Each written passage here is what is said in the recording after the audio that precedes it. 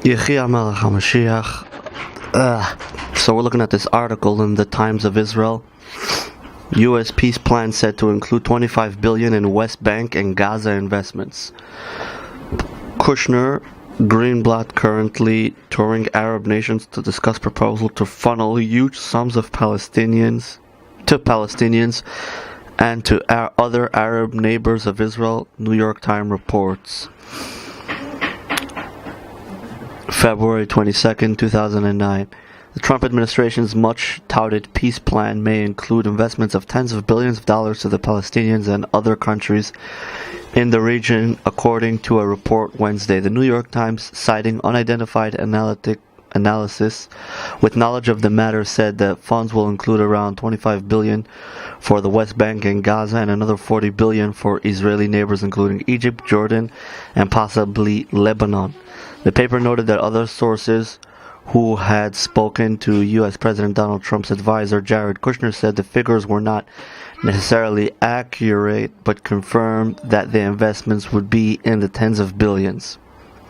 While the U.S. would contribute part of the funds in question, the report said Kushner planned for most of the contributions to come from the region's countries. Kushner and U.S. Middle East peace envoy Jason Greenblatt are currently in the region and have met with the leaders in the United Arab Emirates, Oman, Bahrain, and Turkey to discuss the Israeli-Palestinian conflict. According to the Times, they are also set to visit Turkey, Saudi Arabia, and Qatar in the coming days.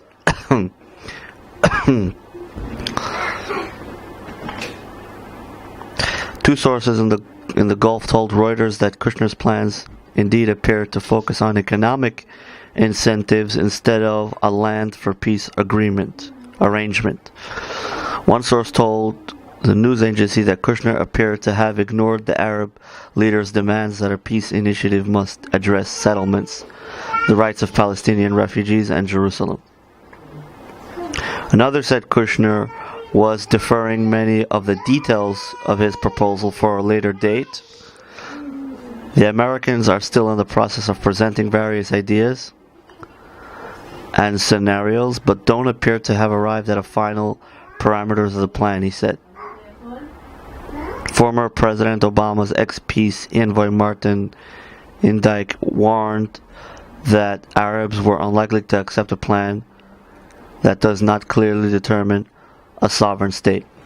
Okay, so what I'm happy about is that something's happening. Another thing I'm happy about is that the Americans don't still have a full plan in place, and hopefully this video will go somewhere and we'll be able to pitch our idea. Now, who am I and why would anybody care what my idea is? Okay, so you could go on mnglobal.org and watch a couple of our videos. And me, Sean Lee, Dr. Trappler, Rebbe Cohen from the United Nations, as well as many others, we voluntarily work on the project of world peace and cultural harmony, especially when religious entities are involved, especially when conventional methods are continually failing. Now, I'm just looking at this article. This is the first time I'm seeing it a couple minutes ago. What's the first thing that comes to mind when we're talking about the peace process and doing this? So number one, there's a few things here that are very good so far, which is many of the Arab countries, they want to give money to the West Bank and to Gaza. So if they want to give money, then bring all the money you want. Let's take the money and we will invest it in the West Bank and Gaza. That's 100% fine. There's nothing wrong with someone being successful. Now, I know that the Israeli mindset, or sometimes some people might be short-minded and be like, what do you mean giving all this money to people that are unstable? Wait a minute.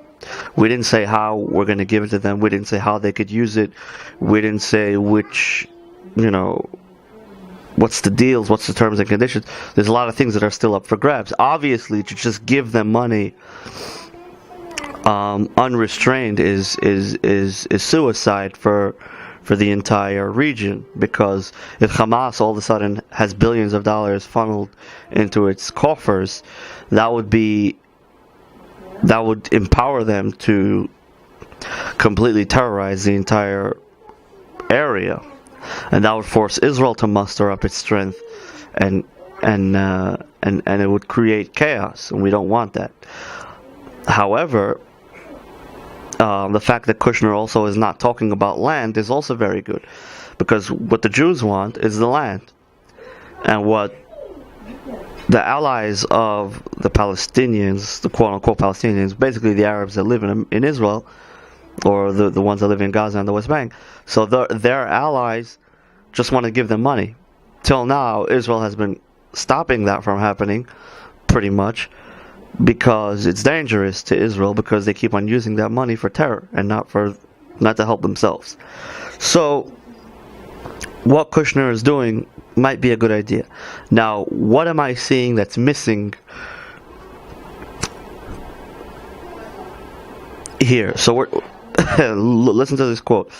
If the bargain is well put in, 65 billion, so you Palestinians and Arabs will back off your political demands for an independent state based on 67 lines with East Jerusalem at its capital. I don't think they're going to raise the money to pay for it. The whole proposition appears to be based on the false assumptions.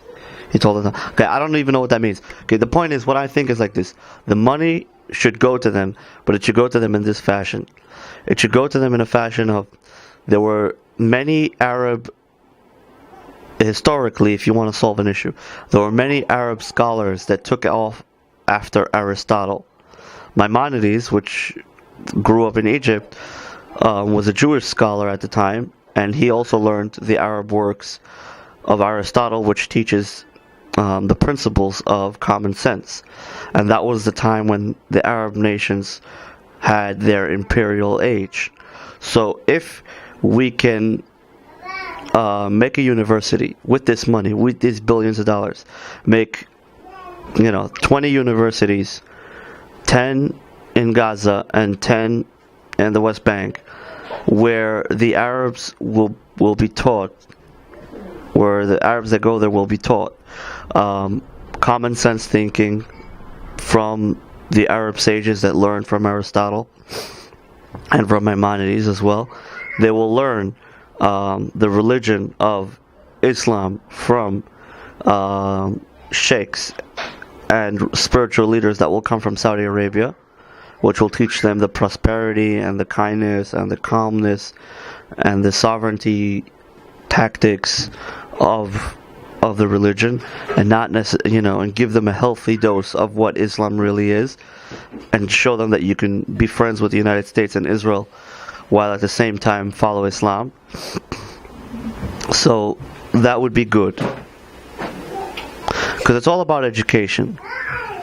And of course, if they would bring in a few right-wing professors from Israel to teach in those universities the Arabs the history of the state and the story of the 6-Day War and how the Jewish people won, and therefore there is no claim to the land once the Jewish people won. So teach them the laws of war and explain them the history of why the Jewish people own the land. And that should be part of the agreement. And of course, the entire agreement should be based on educating the population into a peaceful manner if they choose to. That means there should be incentives to go to these universities, and you can walk away with a degree in philosophy or in psychology or in medicine, and in mainly things that are more economically oriented, not so much military and warfare oriented. So, packaging, meat processing, slaughterhouses, agriculture, all that stuff should be taught in the universities, but not so much military. Like things like that. So that would give incentive for the Arabs to, get on board with the rest of the world. And also part of this agreement has to be that the West Bank and Gaza become official parts of Israel. They become official territories of Israel. They go under the Hamas is dismantled,